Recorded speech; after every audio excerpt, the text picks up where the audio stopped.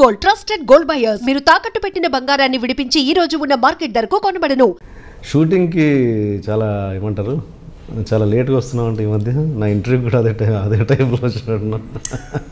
మీకు ఒక అభిప్రాయం ఉంది కదా, దాన్ని నిజం చేద్దాం. లేదు, ఈ మధ్య వింటున్నా కంప్లైంట్స్ కొంతమంది మేనేజర్ల దగ్గర నుంచి. ఈ మధ్య వచ్చేంతగా నా జీవితంలో ఇంతవరకు ఏ సినిమాలో ఉండదు. లేదా ప్రూవ్ చేస్తే నేను ఎట్లా అంటే ఇట్లా ఒప్పుకుంటాను. అవునా? మొన్న సడన్గా ఏమైందంటే వినాయక్ గారి సినిమా ఆల్రెడీ ముందే చెప్పా, బిఫోర్ డే. ఓకే, నాకు నైట్ షూటింగ్ ఉందన్న, డేట్ క్లాష్. యాక్చువల్గా ఆ డేట్ సడన్గా అందరికీ మళ్ళీ అడిగారు. 8th అయిపోయింది, 9th మళ్ళీ అందరిని అడిగారు. నాకు ఆ రోజు నైట్ షూటింగ్ ఉందన్నమాట. నేను ముందే చెప్పా, కో డైరెక్టర్ పుల్లారావు గారితో చెప్పా, అన్న నాకు కొంచెం లేట్ అయ్యింది, 10-10:30 అయిద్దన్న అని చెప్పారు అనమాట. సరే అన్న, 10:30 11 గంటలకు వెళ్ళిన. బ్యాడ్ లక్ ఏంటంటే అదేంటంటే క్లైమాక్స్ 20-25 మంది ఆర్టిస్టులు, 5 రోజుల నుంచి అలా ఉన్నాం అంతే అందరం. ఎప్పుడు ఎవరికి వస్తుందో తెలీదు. అంత పెద్ద సెటప్లో లాస్ట్ డే మనకెందుకు వస్తుంది అని నేను కొంచెం పావుగంట. కానీ ఆ రోజు మా షాటే పెట్టారంట. ఓకే, సో 45 minutes అలా వెయిట్ చేశారంట. అది నా తప్పేం లేదు కదా అందులో. ఏమన్నారు మరి ఆయన వినాయక్ గారు? ఏమనలేదు, అంటే నీ గురించి ఆగామయ్యా. ఏంటంటే సార్ నేను ముందే చెప్పాను సార్ 10:30 అవుద్దని, నైట్ షూటింగ్ ఉంది సార్. అంటే టైంకి రావాలి కదా, నైట్ షూటింగ్ ఉన్నా. అంటే నేను ముందే చెప్పాను. బ్యాడ్ లక్ ఏంటంటే అంతమంది సెటప్లో మేము 4 రోజులు ఖాళీ ఉండి ఆ రోజు మా షాటే పెట్టారు.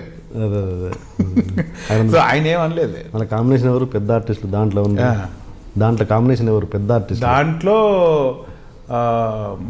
కాశీ విశ్వనాథ్ గారు, హీరో గారి మదరు లావణ్య త్రిపాఠి, సప్తగిరి, నేను. అంటే అది సాయిధర్మ తేజ్. దాంట్లో కూడా నా వల్ల ఏం జరగల, వేరేది ఏదో దానివల్ల జరిగింది, అలా ఆగారు అంతే. కానీ నీ మీద ఒక చిన్న కంప్లైంట్ ఏం కాదు, నీ ముందు చూపంట. ఒకేసారి ఒకే డేట్ ఒక 3-4 సినిమాలకు ఇచ్చేస్తా అంట. ఒకటి మిస్ అయితే ఒకటి అవుతుందని. నిజంగా మరి తప్పదు కదన్నా. అన్న ఇప్పుడు ఎట్లుంటుందంటే కొన్ని సినిమాలకు, మొన్న ఒక సినిమాకి 27 రోజులు క్యాన్సిల్ చెప్పారు. ఓకే, 27 రోజులు క్యాన్సిల్ చెప్తే నా బతికేం కావాలి? ఇప్పుడు నేను ఒక star comedian, compulsory must and should Venu అనే రోజులు ఇంక రాలా. అదే ఓకే, వేణు మంచి ఆర్టిస్టు, వాడు బాగుంటుందిరా అనే సెన్స్. ఇప్పుడు నా గురించి షెడ్యూల్ చేంజ్ చేసే స్థాయి రాలా. అబ్బా వేణు లేవా, ఇంకోరికి వెళ్ళండి అంటారు.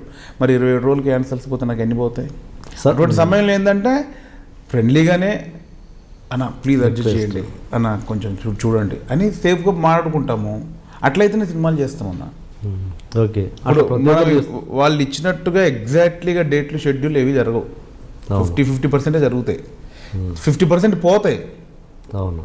మళ్ళీ ఎట్లుంటుందంటే ఇప్పుడు 2nd నుంచి 8th వరకు కావాలనుకున్నా, సేఫ్ సైడ్ వాళ్ళు 30th నుంచి 15th వరకు పెట్టుకుంటారు. అవును, అలా ప్రతి ఒక్కరు ఇలాగే చేస్తారా? నువ్వు కూడా? అందరికీ అలాగే జరుగుతుంది. నా మీరు ఏ ఆర్టిస్ట్ అయినా అడగండి. ఒకవేళ సపోజ్ చాలా క్లిష్ట పరిస్థితుల్లో ముగ్గురికి ఆ డేట్ ఇచ్చిన డేటే కావాల్సి వచ్చింది అనుకో, అప్పుడు ఏం చేస్తావు?